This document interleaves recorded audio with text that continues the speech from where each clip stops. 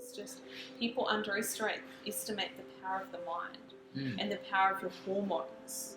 But when you actually think about it and how hormones affect everything, like your mental health and different imbalances and things, it's so important. And if I had started to stress and panic, I would have turned off my natural endorphins and felt probably pain. Yeah. And you did everything possible to let your body do what it needs to do. Yeah. And that was it's a lot of trust you have to have in your body. So I'm Zara, and this is my husband James, and this is little Lorenzo, and he was born 5 weeks ago. He's a hypnobirth, and he had a very calm entrance into the world, and then he is a very calm baby, so I'm very lucky.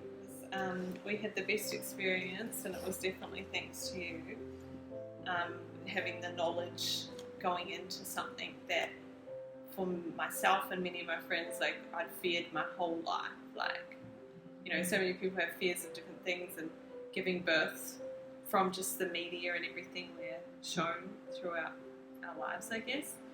And just little comments people make, you know, when you're pregnant, people would make comments to James if they found out I was wanting to try for a more natural birth. But as I'd always said to everyone along the line, like, I was happy to do what was needed. Like, if I had to have an emergency C-section, if I had to have the epidural, I was completely happy to.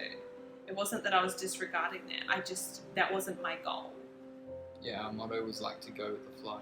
Yeah. And like to have like a plan, but if it doesn't go ahead, then just go with the flow. Yeah. And it works. And it's interesting as well, because I am quite like an organised person, and like, you know, people would think I'd have it all planned out exactly, but I feel like with birth, it's just something you can't know you can't know when it's gonna come. It's funny how it happened with the spa and that. And the fairy lights. Yeah, and then Zara's like, oh, let's put a bath out there on the balcony. And to do that would have cost so much money. I had to reinforce the balcony and everything because of the weight. And so then we moved on to a blow-up spa, and then we got an actual spa, like a second-hand one. Last minute, like, Zara was like, oh, I really wish there was some fairy lights like hanging at the background. Can you grab, there's some up at the house? And then I'm like, putting up fairy lights, and like an hour later we had a baby. Yeah. Like, and we got the candles and music. Because the environment we had, it was like out in the bush basically, and it was like the sunset, fresh air. It was a perfect temperature night. It was the best conditions. The kookaburra coming to visit. It was really like amazing, the conditions. We had the fairy lights, and then Melissa sounded like she was standing there with us. Yeah. It sounded like she was there and like helping us along, and it was just like, yeah, it was amazing. The best tool, I think you can call it a tool, was a rehearsal. That was the best. When we started working into our routine, and then we were going down to the spa like pretty much every second night. Yeah. As many times as we could. And then put the rehearsal on, and it just like walks you through the whole thing. That is like the best thing ever, because I don't know, you can learn all the stuff, but then you don't know like how to put it together.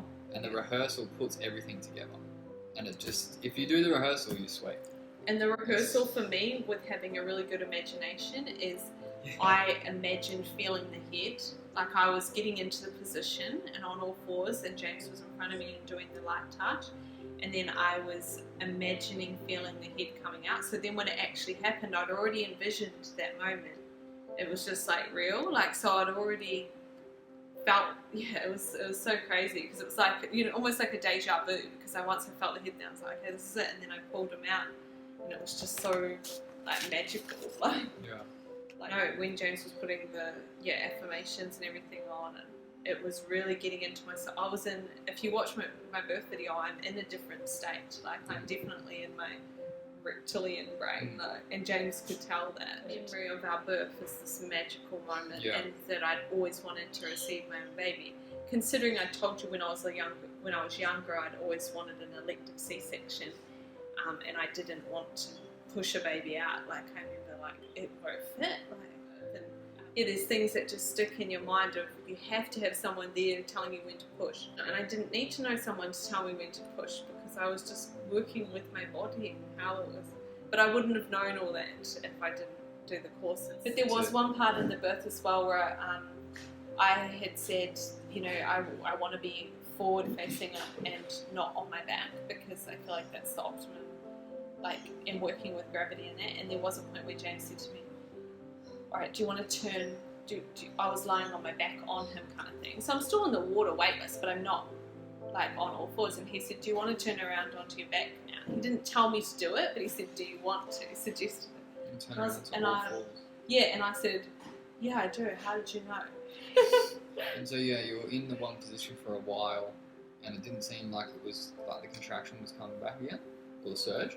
So then I was like, maybe you should just go onto all fours, because that's like, if in doubt, go on all fours. Yeah, because I was still in denial that it was actually happening. I initially thought it was Braxton Hicks, because people say you'll know, but I didn't know. Like, it wasn't what I had always imagined. Like, I'd imagined these insane pains that were going to bring me to the ground, and I don't know, it's you can't say you'll know, because if you've never done it, you don't know, and every experience is different. I don't know about you, but going into it, I felt real confident in it. I felt like this is like I'm not doing much, but I felt like we had it in the bag, and it was just like, because we knew everything like that could happen, and if it did happen, then we knew what to do. Yeah. So we're well prepared.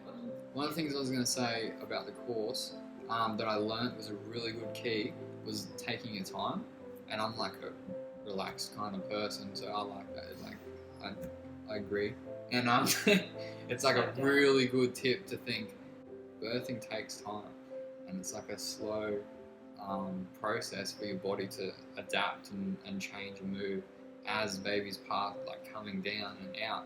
So to rush it's like so wrong. So time, like take your time, and like can we just wait a little bit is like the best. Yeah, you told us that we can ask for more time. Ask for more time. And like when the ambulance crew did get here, and we'd given birth all natural and everything had gone good, and then they were like, okay, we're going to give you some oxytocin to bring on the placenta, and I was like, but I can do it. I knew I could. So as soon as I got out, I got on all fours on the yoga mat, and I focused, and the placenta came out, and it's the unknown as well. Like, I didn't know, is this going to hurt? Like, I think I was more nervous about birthing the placenta than birthing him. You were. I was tense and holding on. It's because your mindset had changed. Yeah, I thought. So you went from like the hypnotic state of giving birth, and then the lights came on, the ambulance people were there, and you were trying to give birth to the placenta. So your body's changed out of that state. Yeah. I had no idea what the hypnobirthing thing was. I had no idea until we walked into the class, and then about 5 minutes in, you were like so energetic, and I was in. I was like, all right, I'm listening now. You got me. And like, yeah, you had me. And then, probably like 30 minutes in, I was like, I understood like what was going on and like what it was all about, and it just like hit a whole bunch of like key things for me that I thought would be good for our birth as well. Even though I'm not giving birth, like I'm supporting.